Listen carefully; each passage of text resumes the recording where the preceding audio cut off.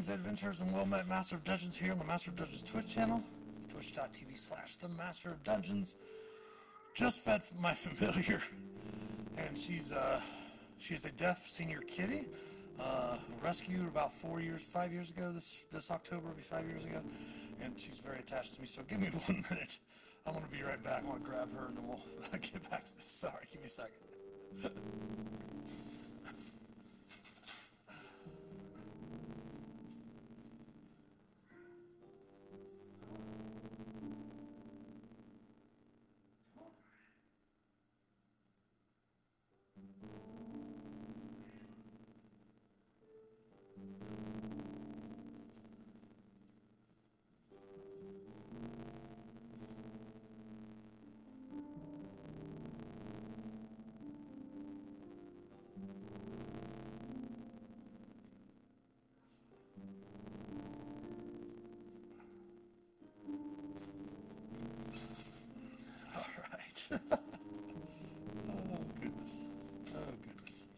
Anyway, happy Tuesday. It is the second day, the actual official day of our 1-year Twitch affiliate anniversary. It's a 2-day celebration that starts on noon the day before and finishes the noon the day after. But today it is official. We have been an affiliate for 1 full year. Hopefully she's not going to try to jump up. For some reason she's being a little, feeling maybe under the weather today. I don't know. Yes, today is Tuesday 2 p.m. Eastern Time. It's time for some Dungeons and Deliberations, where we work on a little bit of DM prep and some virtual D&D weekend preparation, as well as working on Roll20. So we'll work on this event that we're going to be running here in a few weekends. We're going to be running a Tomb of Annihilation adventure known as the Rotting Roots for our Adventures League, which is the organized play for Dungeons & Dragons through Wizards of the Coast. And,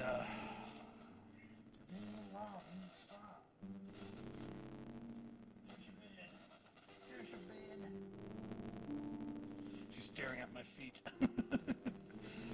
So yeah, we work on Roll20, prepping our room for the event, and then answer questions and talk about what we do for prepping for games and stuff like that, and just discuss being a DM in general and all of that stuff. So, and of course, answer any questions about DMing and about Roll20, things of that nature. So we're going to go ahead and do this stream here for usually about an hour or 2 hours on Tuesday, and then normally on Wednesday we have our Tavern Talks, which we talk about recent events in D&D, playtest material, etc. We're going to have a special preview of that at 6 p.m. tonight, at 6 p.m. Eastern, talking with Danta Shin, just reflecting on what we've done the past year on the Master of Dungeons Twitch channel.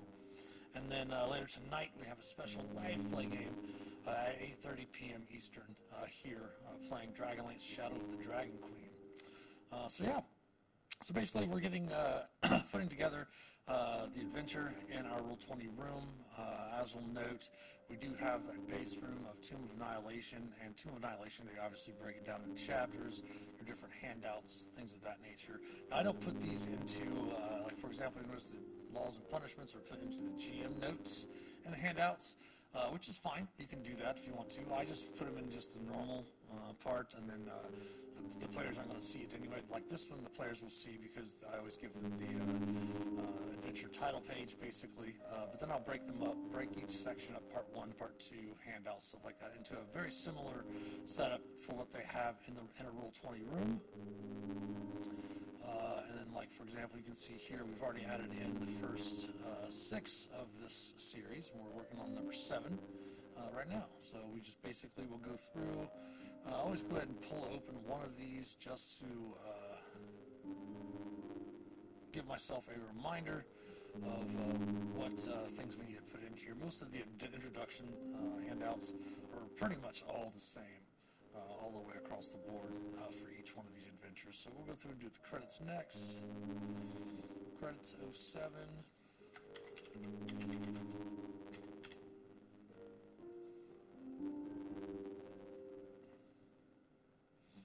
We do have the PDF over here that we have set up So basically copy and paste. If it's a really nice copy and paste, it will have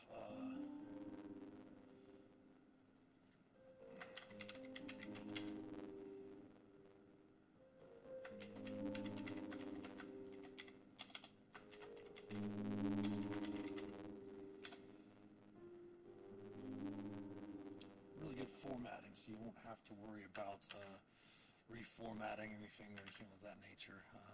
And I'll usually post just normally for you, which is great, or copy and paste, I should say.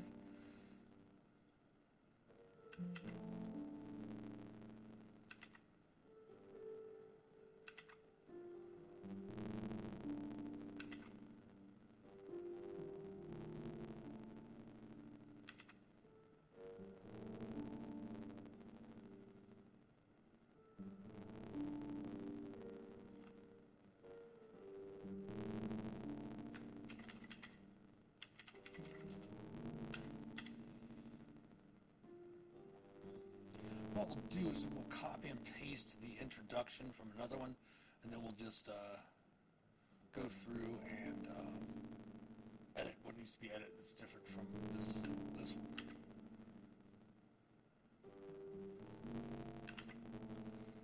We'll come up here, and this is going to be obviously a little bit different. Welcome to Rotting Roots instead of A Day of the Races.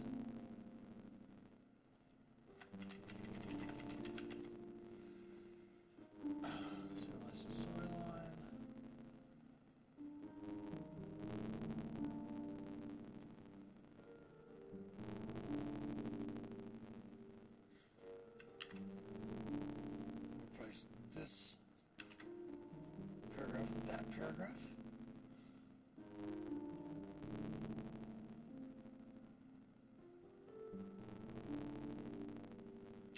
We are 5th through 10th level characters.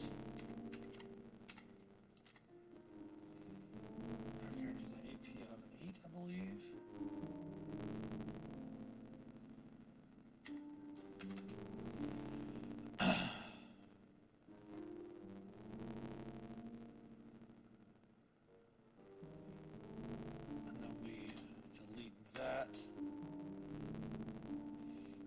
Change some of those because those were deciphered sitting on the edge. That should be all we need to edit in that intro. Yep. We'll save changes. It's introduction for 07. And then we'll do our adventure primer.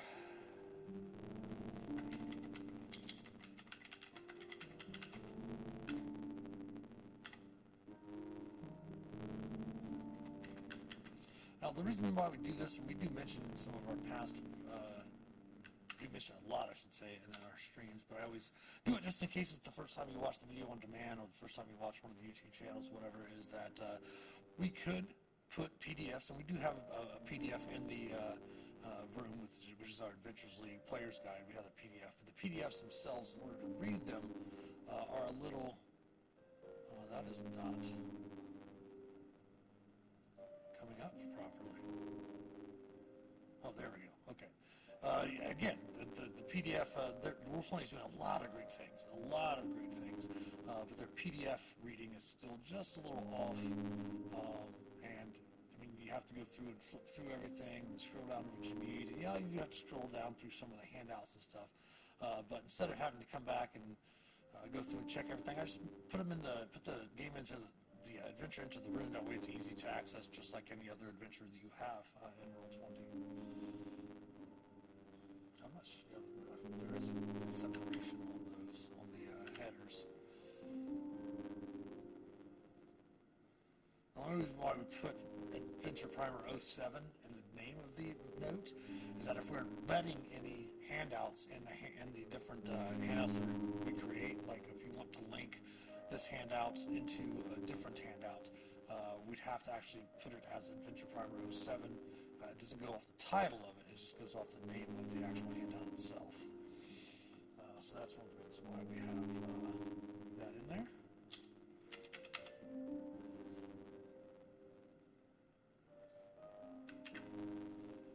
Alright, we always give ourselves a little bit of extra spaces in there for format purposes.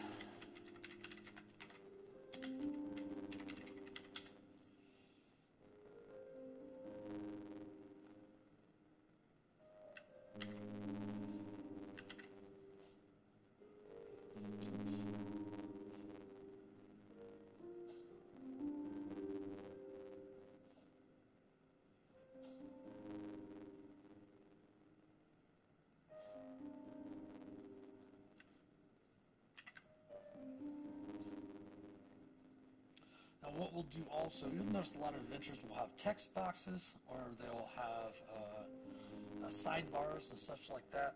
For Roll20 in their adventures, they will end up using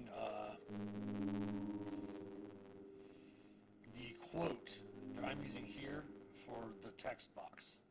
I actually use the quotes and stuff like that as a sidebar, and then I'll actually create a one row, one column table to insert the text box. That way it actually looks more similar to text box that you'll read in an adventure.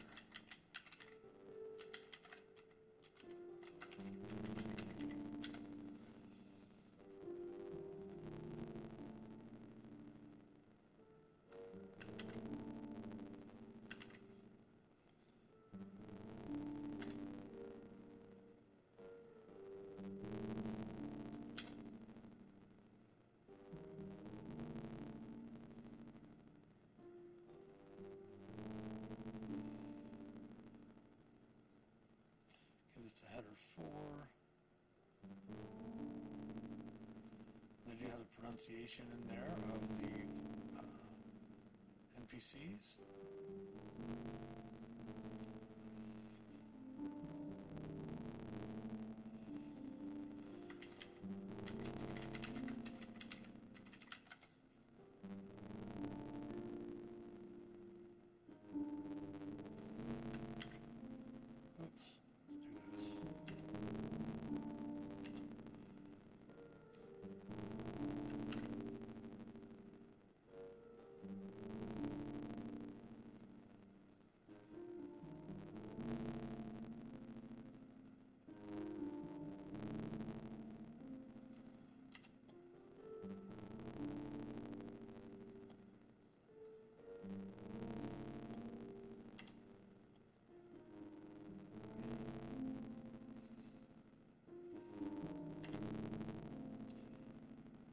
Hear her chirping, it's because she is deaf and she's starting to lose some of her eyesight as well. But she was a stray when we first got her a number of years ago. Like I said, it'll be 5 years this October.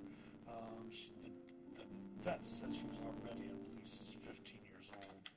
And she has her ear clipped, which means that she has been fixed by a shelter or something like that. But it seemed that she was always on the streets, I guess, for most of her life. And now that she's with me and my wife, she is extremely attached.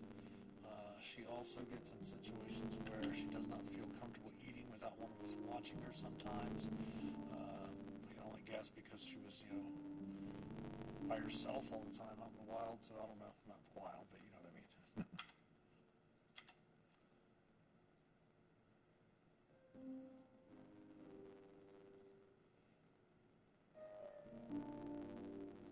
And one of the reasons why we do also take very special care to try to make this as close as possible to the printed adventure itself is that way. Also, what we do is a lot of times when we have virtual D&D weekend, sometimes there's a DM that might not be able to make it to their event. They might have signed up for something, a family emergency comes up, a work thing comes up, and they can't DM their session.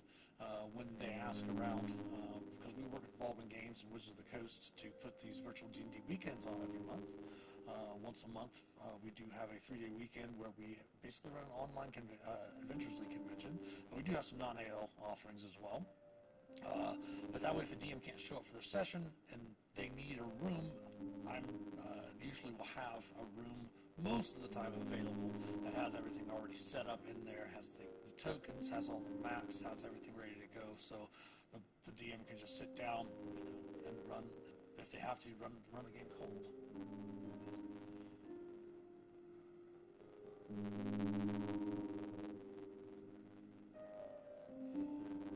We have a couple of sidebars.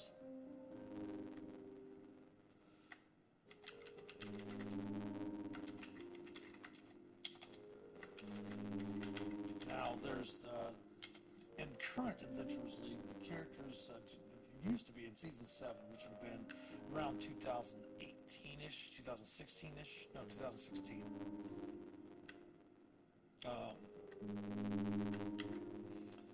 I think it was 2016.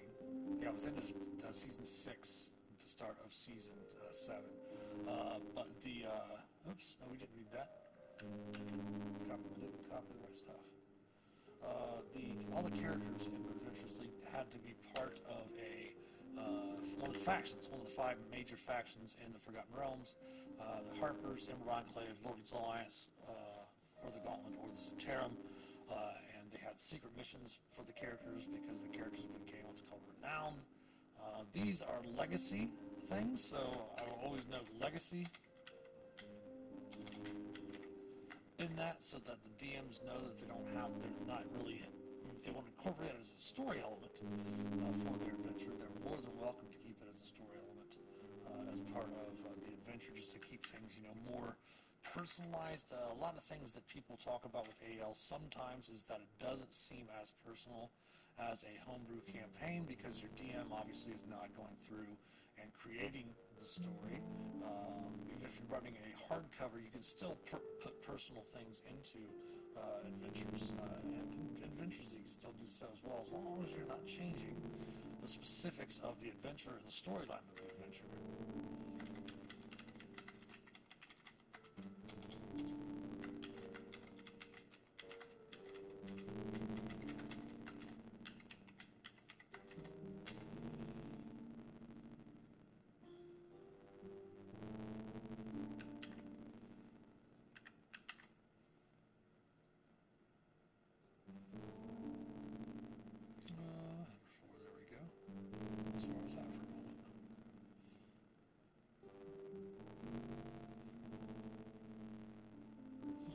Alright, so that is all of our primer.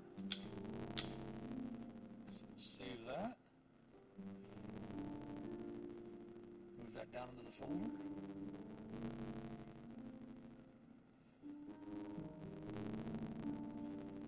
And then we start on part 1.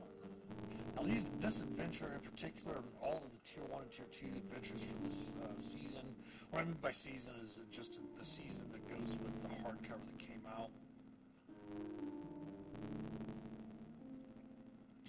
Until recently, the last hardcover adventure that used seasons was the Icewind Dale Ride with Frost Maiden. That was considered what they called Season 10, just basically the season referred to whatever hardcover book that the adventures kind of went along with. Tomb of Annihilation was one of the first adventures that actually had the AL adventures taking place in the same region as the hardcover. So like all these adventures actually take place in Schult, whereas like Storm King's Thunder actually took, not very little bit of it took place around the Sword Coast and all of that. Most of the AL adventures and a lot of what's called the CCC content, or the community created content, convention created content, all took place around the Moon Sea. But this is one of the first ones that went outside of that. So this is part 1. City. Oops.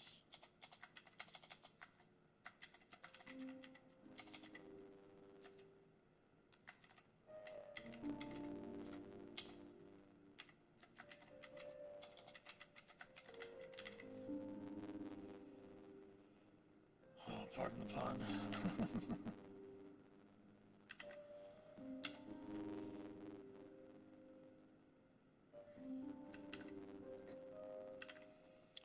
This is actually something, the next part I'm going to put in is something I do miss that they've taken away from some of the adventures, is what's called a story beat.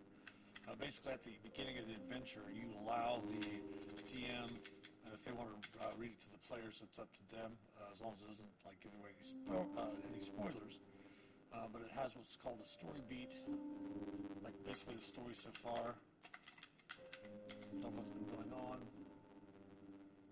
Or just basically, in this situation, these story beats are actually, this is the gist of what's happening in this part of the adventure.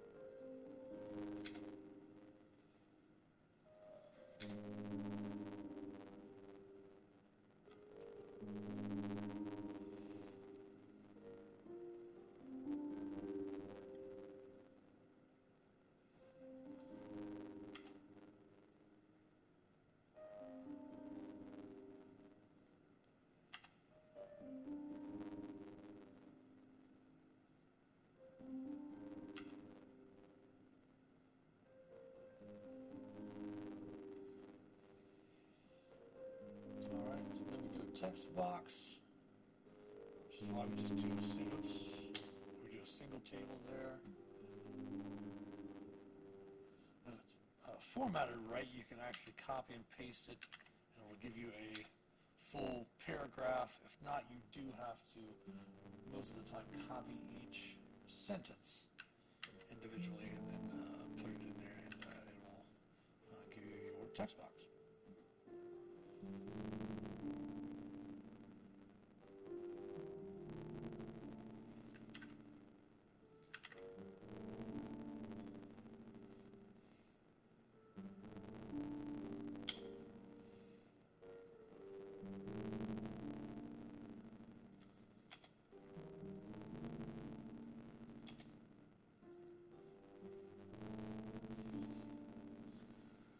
Double check if there's anything that needs to be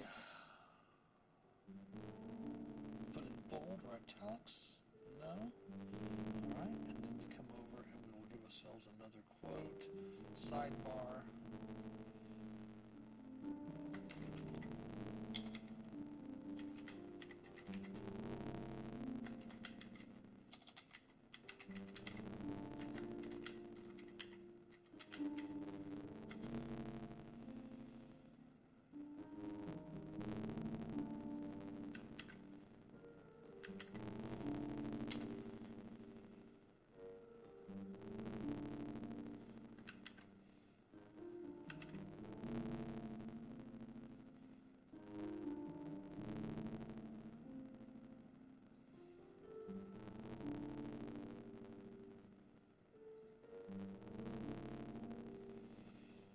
Oh my gosh, talk about puns within puns.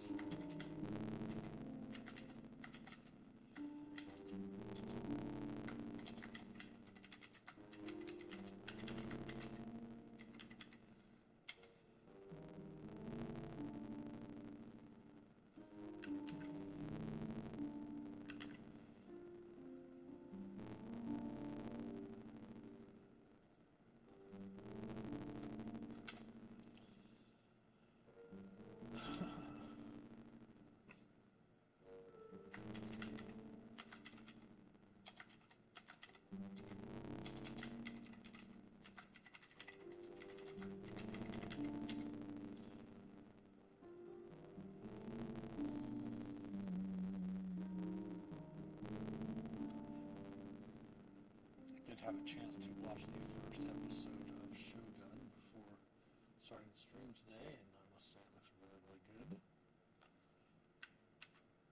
on Hulu.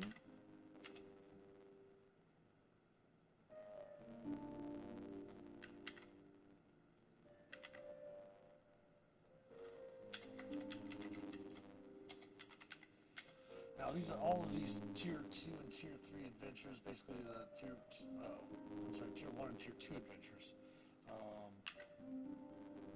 Tier 1 is basically levels 1 through 4, tier 2 is levels 5 through 10. Are only 2-hour adventures, so we will have to either extend them out through roleplay and description and things of that nature, as well as add in some random encounters from some of the other AL legal sources to extend them out, as we were done putting in part 1 already. The reason why they made these only 2-hour adventures was that way local game stores who were really big into Adventures League at the time were able to run them in like a 2-hour slot without having to take up a bunch of space for a long period of time.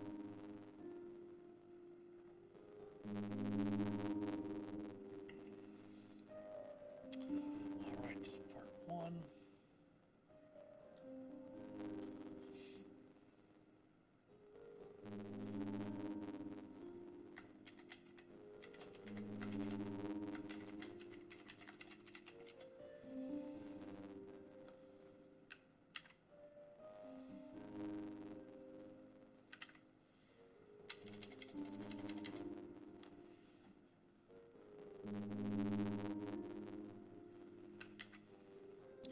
Like, for example, this one says estimated duration 45 minutes. Choose 1 or 2 of the following encounters. The characters trace the undead to their source. we can use, what we're probably going to do is use all of these choices to expand it out. Since it's supposed to take about 45 minutes, if we do all 4 instead of just 2 or 1 or 2, we can extend an extra 45 minutes just by doing, pardon me, all of the encounters in this part.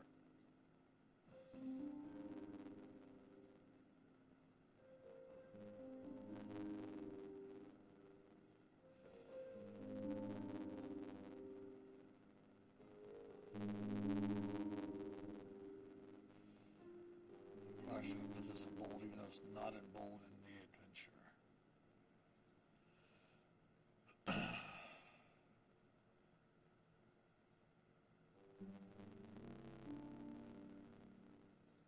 We'll do that one too.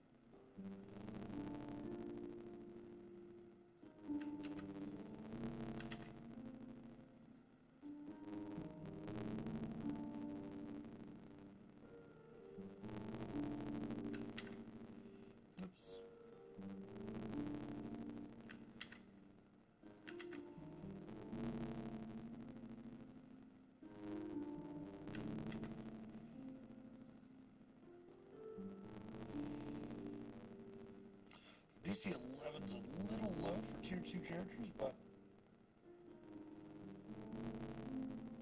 we might boost it to like a DC 13, which is extremely difficult, but a little bit more than, because most DC 10, DC 11 saves or checks are really more suited for first tier 1 characters.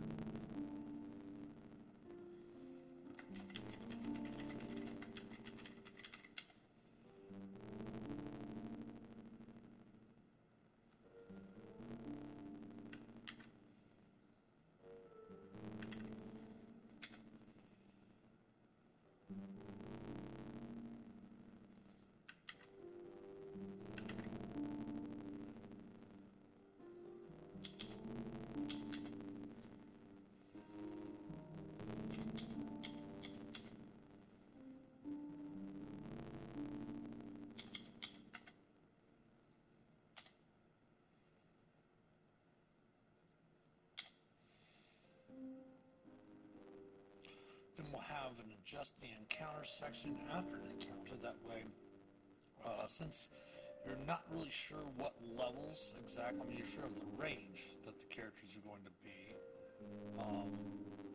but you're not sure how many players will necessarily be at your table, how many will be of what level specifically, so you'll have ways to adjust the encounters on the fly. By calculating the APL of your actual APL of your table, which is actually in the introduction. In the newer adventures, it is actually in the appendices in the back. But there is a table to determine the APL of your a chart to determine the APL of your table, which is the average party level. It's also really great to be able to help with homebrew as well.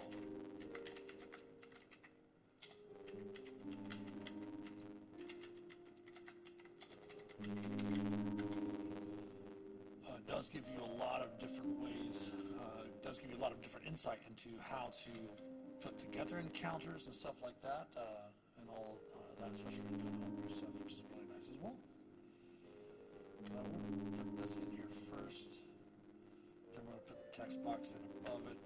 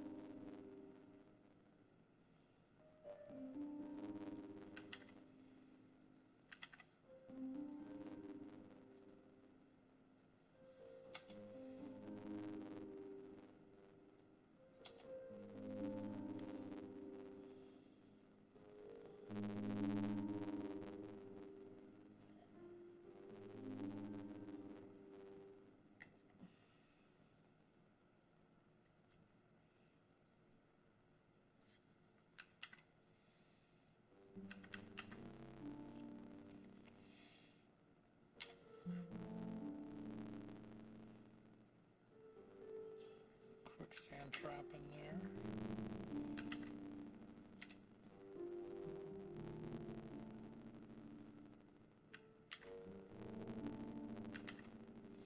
That was such a hilarious thing from 80s, 70s and 80s movies and television.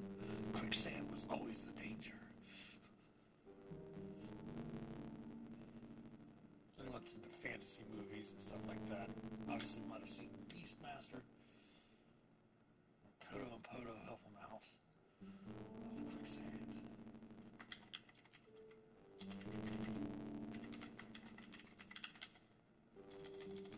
Draw my spell. There we go.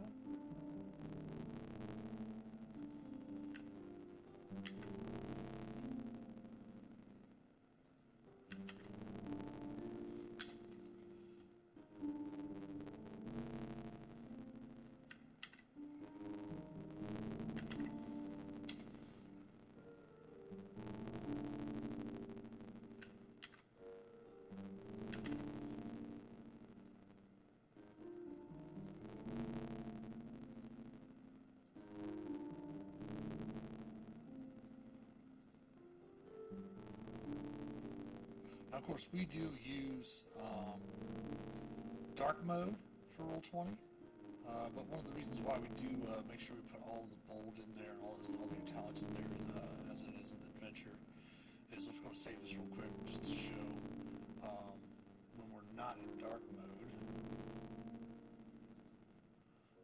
You'll see that everything is in bold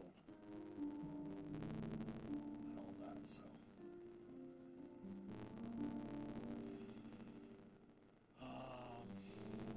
Alright, that was in that section.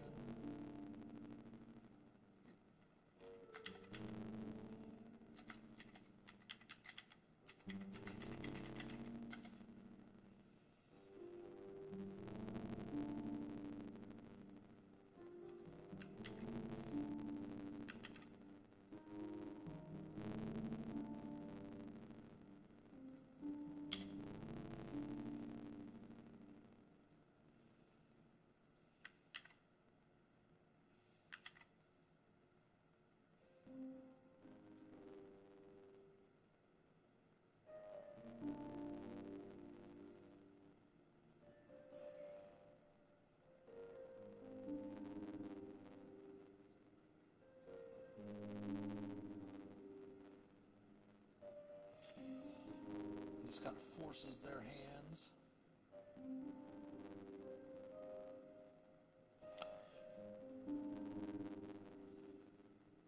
Alright, so this is going to be a little bit different.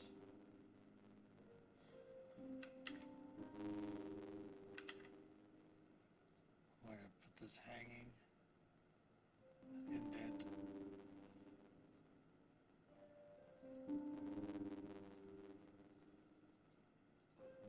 This is kind of basically like a trap.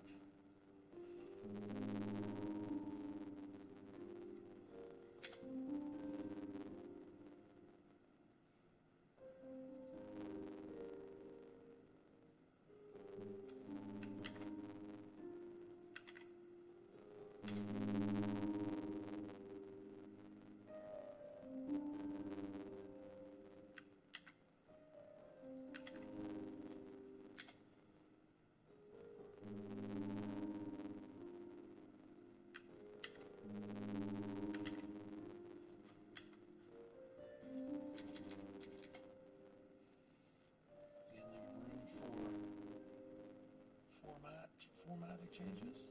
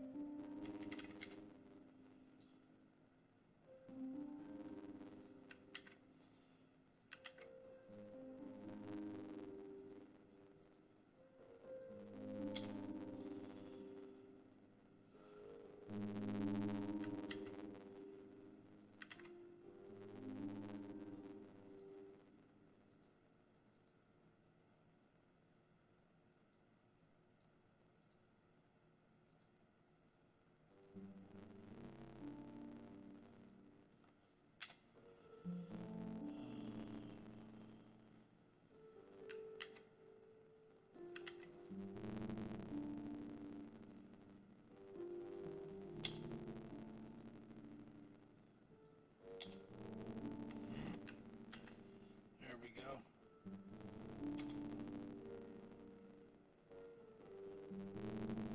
That's falling right, cool.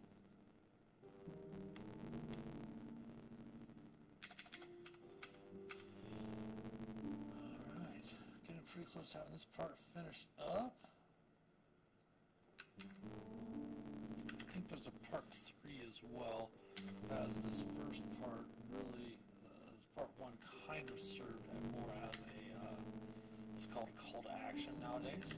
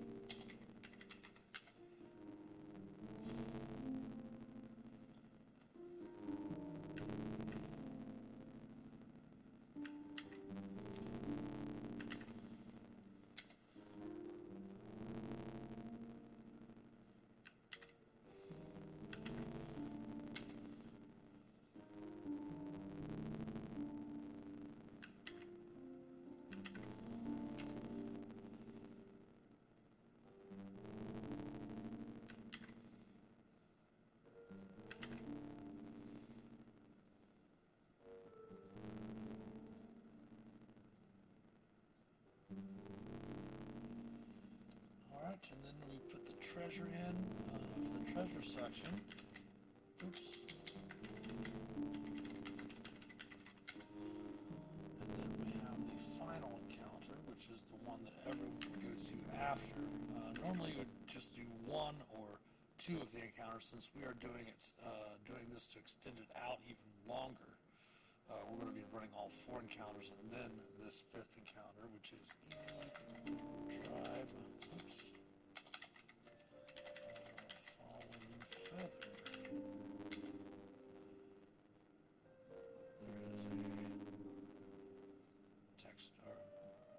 Text box.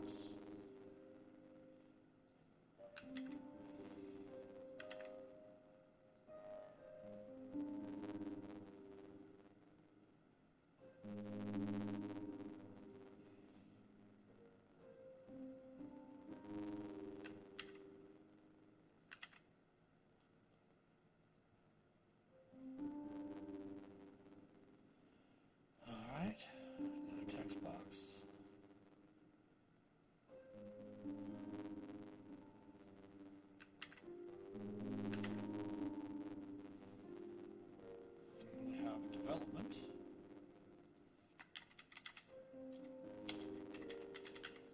basically development, meaning this is what's going to happen at the end of this section to connect it to the next section type of thing.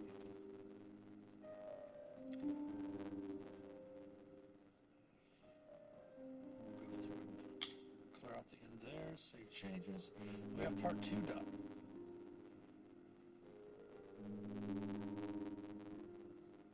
So basically it's shaping up to where we have, very similar to the adventure, it's the hardcover itself, with all its different chapters and such like that. We're going to have each adventure of these ale adventures will have basically each one of their own parts, their own section for each adventure. We'll have the relevant handouts and rewards for each one of them as well, with all of the handouts they need for the adventure as well.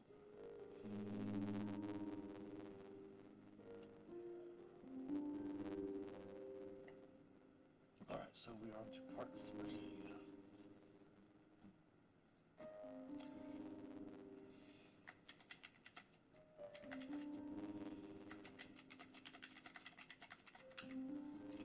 Tale of the Big One. This is a really fun adventure encounter to run at the end of this one.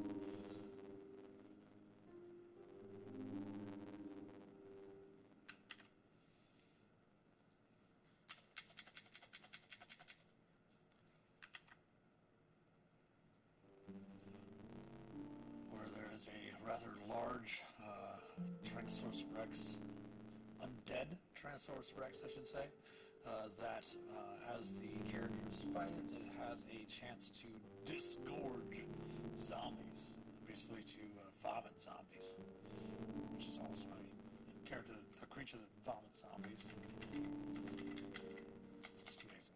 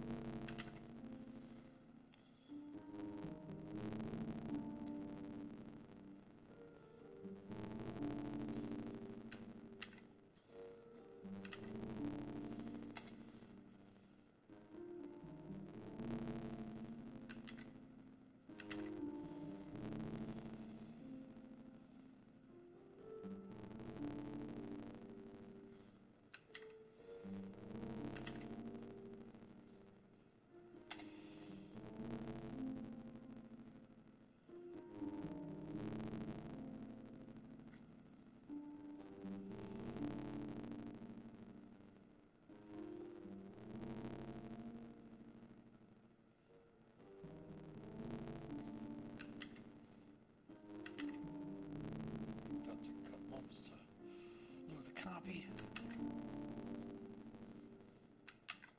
There we go. Have to redo some of the bulleting stuff. Not a problem.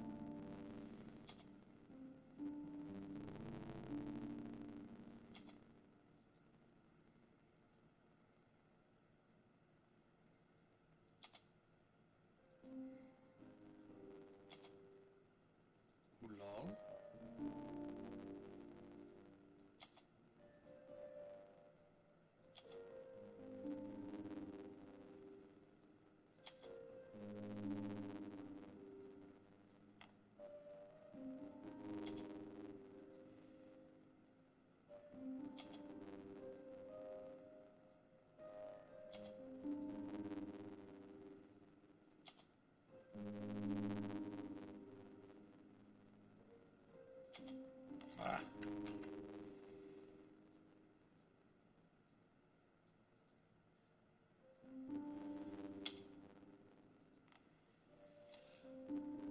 So we put in role-playing Iki.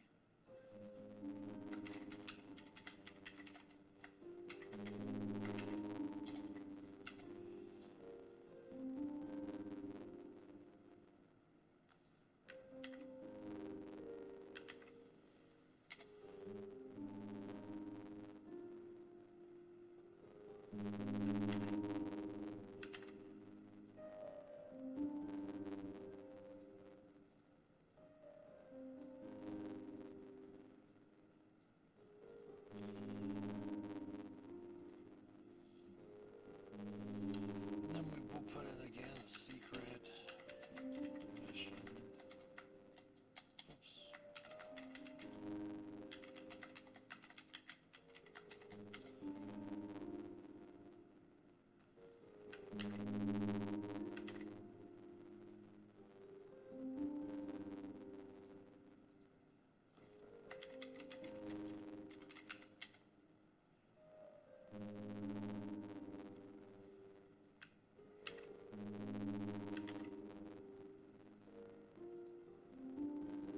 Oops. Header 4. There we go.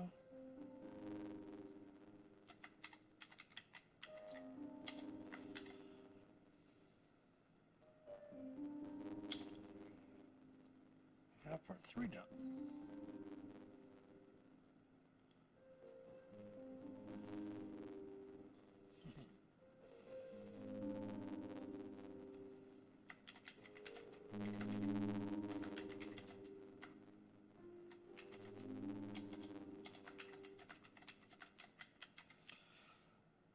That I do love. This is the title that I do love. Of course, wonderful reference to a great film. I believe it was 80, 1980? 1981? I think it was 80.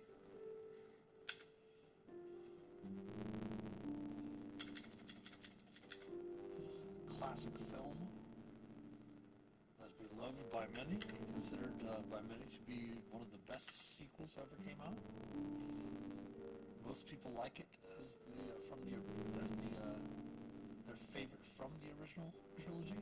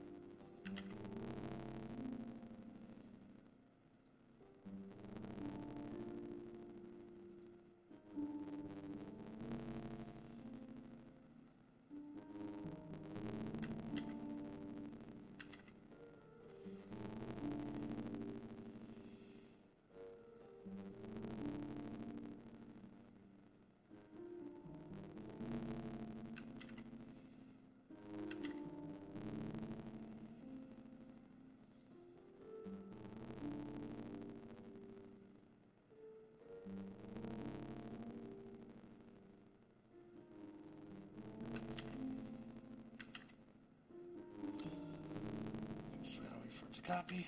There we go.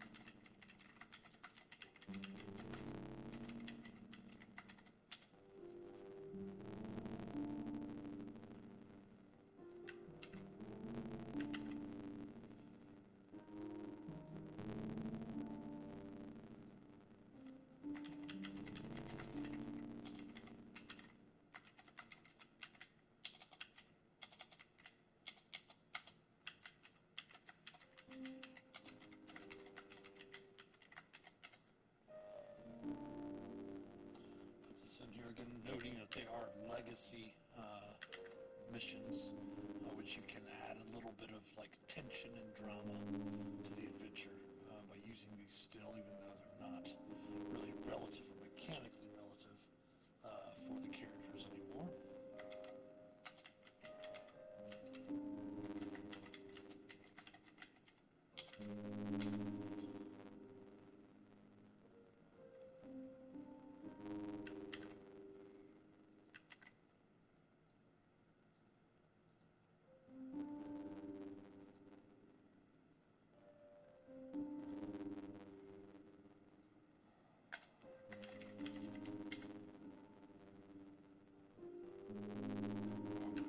This is a little graphic, by the way.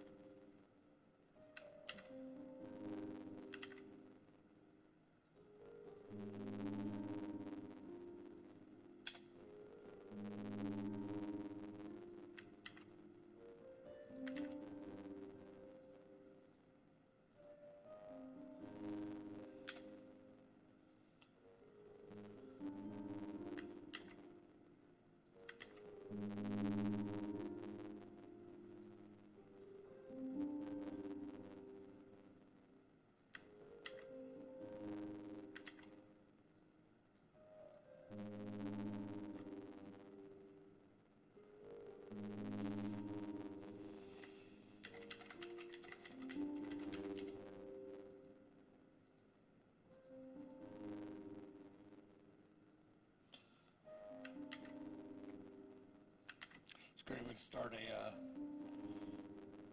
some box text. You tumble out of the Tyrannosaurus's jaws.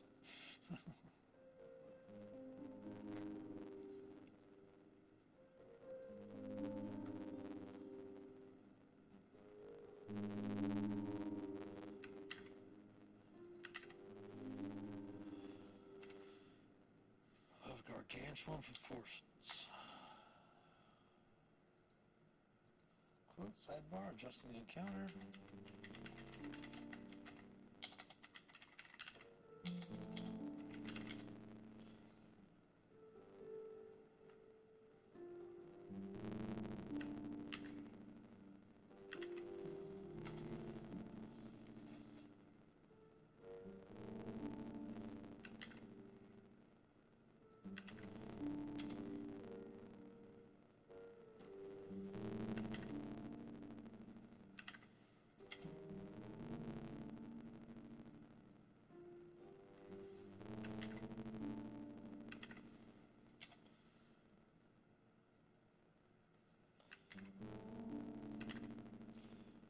I mentioned before, if adventures and the PDFs are encoded and formatted properly, it makes this whole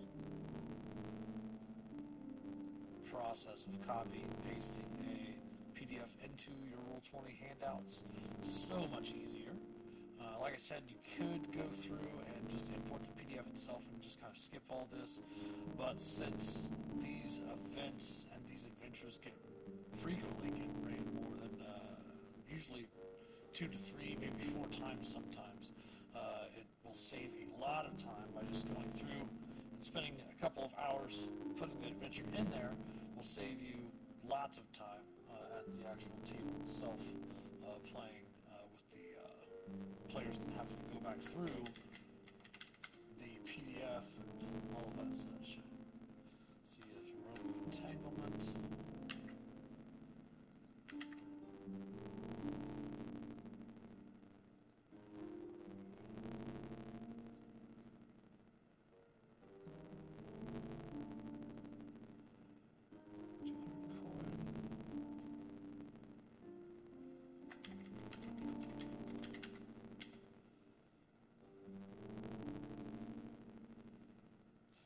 We do have an ad break in, so we're going to take a small little break. We'll be back after the ad break. Stick around.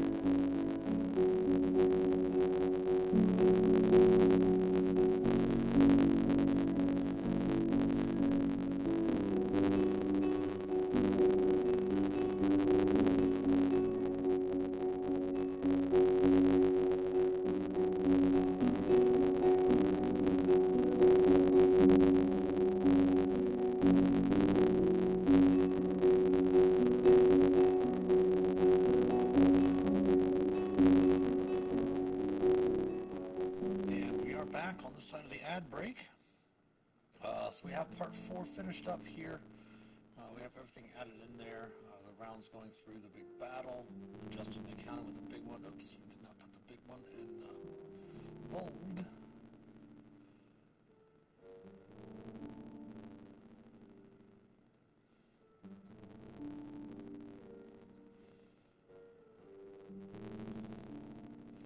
So that's all finished up there.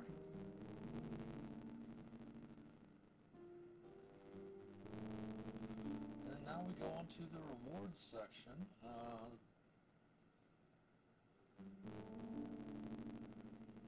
which we will just basically go over and copy and paste. We'll actually copy the rewards from 06, and we'll duplicate that, and then we'll adjust it as needed. As the old rewards sheets really are a little antiquated in the old adventures.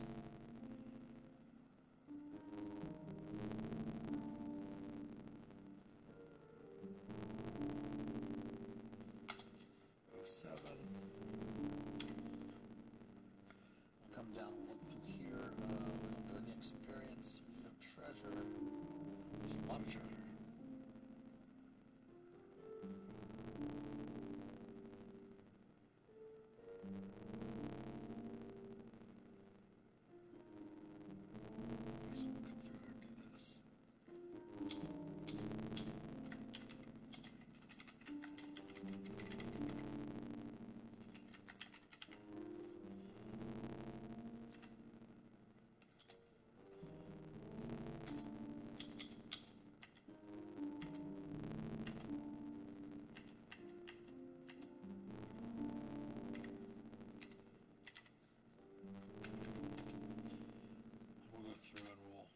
Format all of these together as well.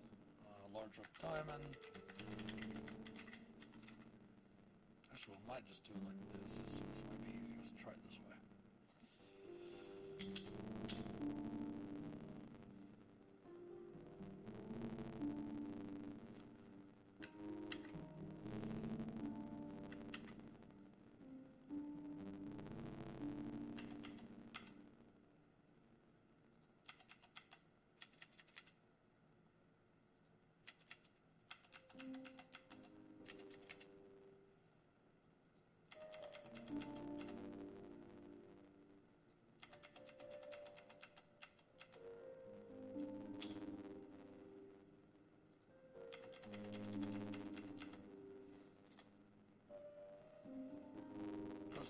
perfect, but it looks, as long as it looks pretty decent, it's all good.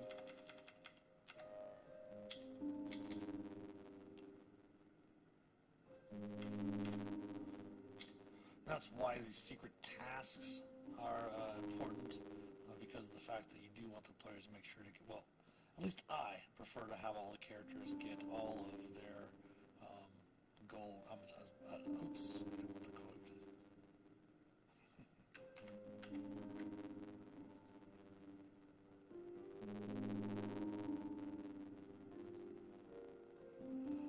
I like to make sure that the players get all the gold that they can get in the adventure. I don't like to. That's why I tell my authors, like when we just finishing up the James the Red Wizards campaign, I always told the authors, do not gate the magic items. There's so many different adventures that they make it nigh impossible. It's almost like I don't know, some DMs feel it's a badge of honor to prevent characters from getting things, which is very odd to me. It's like some DMs feeling that it's a great idea for to TPK a party, total party kill, which that just shows that you're a weak DM in my opinion.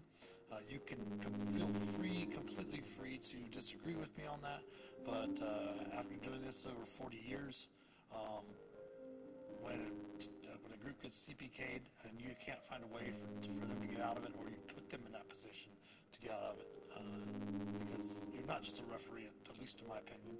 The DM is not a referee, they're a player just like the others. They just have the most responsibility to keep the story moving.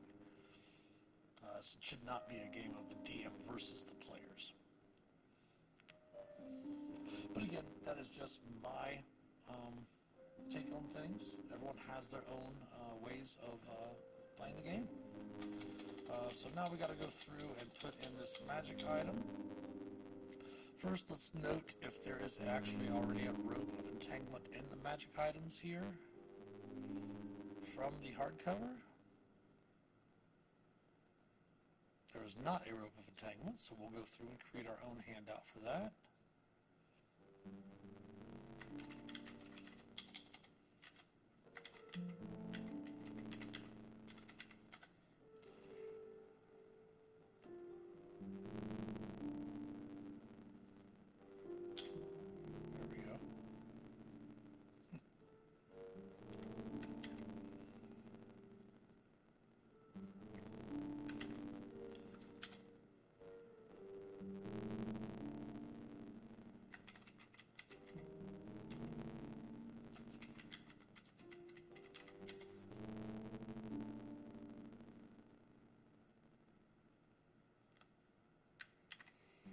First thing we'll do is we'll put this in here, which is the like the flavor of the rope.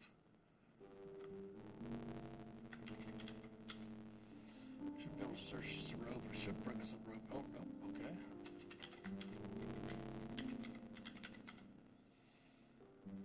There we go.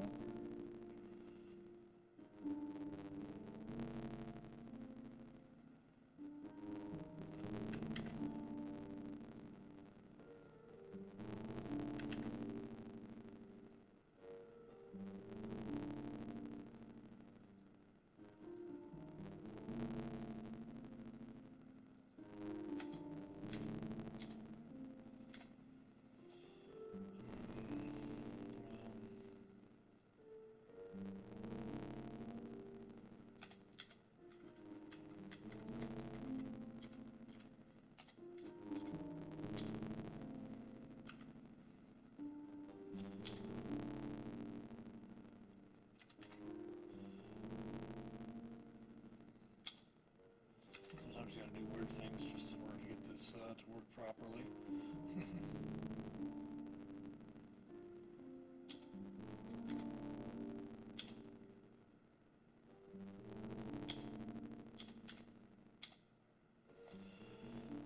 Get the formatting right, that is. Header 4. Italics.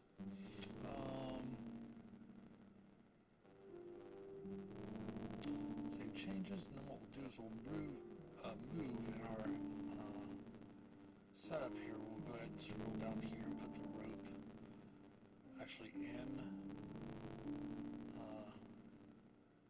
Magic Apps folder, and then what we'll do is we'll come through and we'll actually format this so that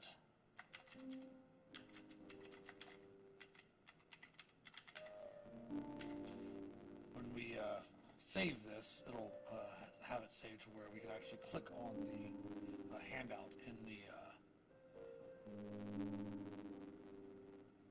award section and show it to the players as well. We can also go through, we should probably go through, let's close this magic items down.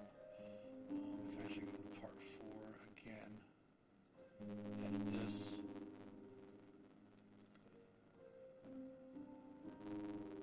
We'll go ahead and do this.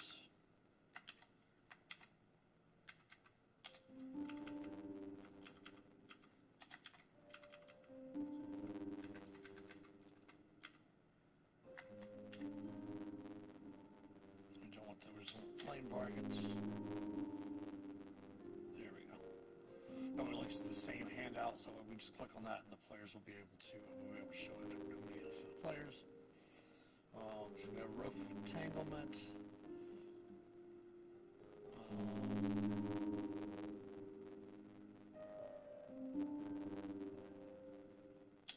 Drop those out of there.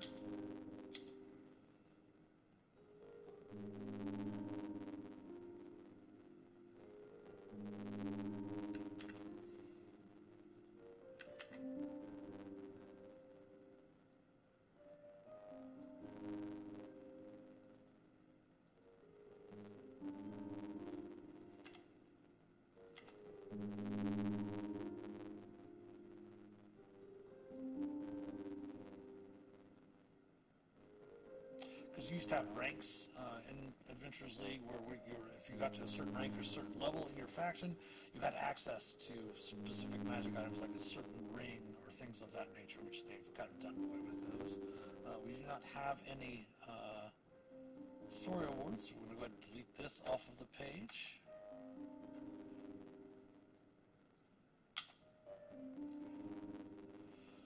And then the next thing to do, we're going to go ahead and we're going to drop this here first. Make sure that that's off of there, because we're going to go ahead and save this as it is for now. Because we're going to put an optional encounter in there in the reward section. We just haven't figured out which one we're going to do yet. In case we need it, we'll put another thing down here, and either encounters in the jungles of Chult, most likely. Perhaps maybe encounters in Port Nyanzaru before they leave Port Nyanzaru. Things of that nature. So we'll put a different encounter in there eventually. So first thing I want to do is we'll go through and make sure that we have all of the all of the creatures in here. So I'm not sure. I think we might have created the big one already. Let's double check. I think we might have done it in a previous stream. But we will double check.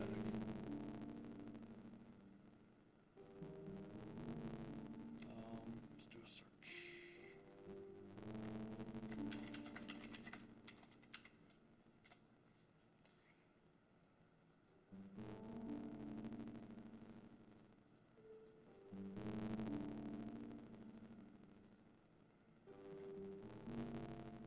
Yes, we did do the big one already, so let's double check it just to make sure we got everything in there properly. He is gargantuan, which is excellent. He is a zombie that you will note is spewing zombies out of their mouth. Zombie barf breath.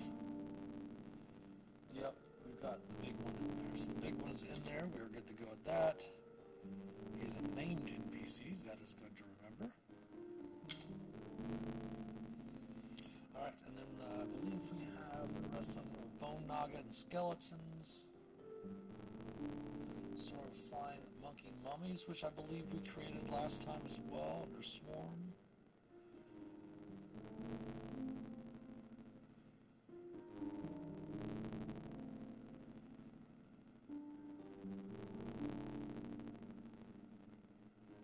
Flying monkey mummies.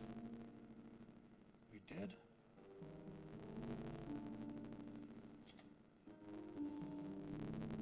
And zombies, of course, are in here as well. Beholder zombie, Yoga zombies are in here as well. I think we also already put in the maps. We did, put the maps in.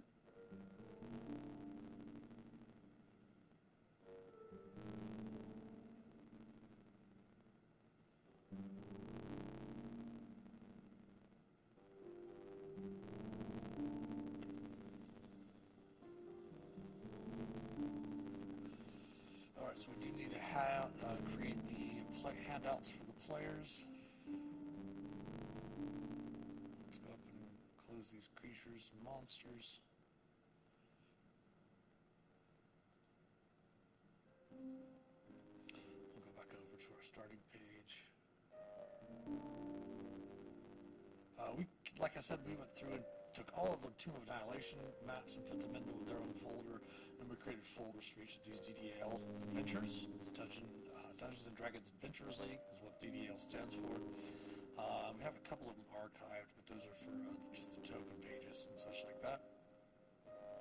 But yeah, so we'll create a handout for the Harpers and a handout for the Emerald Enclave, and then I think the only thing we'll have to do is, I don't think there's a Dramatis Persona for this adventure, which is basically a list of all of the creatures in there. They did have a note of that in locations and NPCs at the beginning. Normally they also put in a Dramatis Persona, but we don't have to do that. So the only thing we have to do really left to do is put in the Harper and the Emerald Enclave handouts, which we will do here as soon as we sign off. But we'll go ahead and call the stream to an end.